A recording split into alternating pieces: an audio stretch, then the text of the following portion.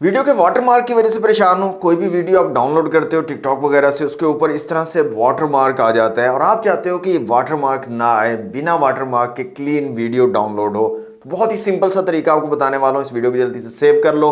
आपने क्या करना है, सिंपली जाना है प्ले स्टोर के ऊपर। प्ले स्टोर के ऊपर जाकर आपने सर्च कर लेना है यहाँ पर ब्लैक होल।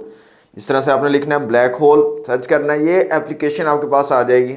इसको आपने इंस्टॉल कर लेना। इंस्टॉल करने के बाद अब जो भी वीडियो आप डाउनलोड करना चाहते हो और आप चाहते हो कि उसके ऊपर वाटर मार्क ना आए, आपने सिंपली उसके ऊपर जाना है, शेयर के ऊपर जाना है और यहाँ से आपने इसका लिंक कॉपी कर लेना है।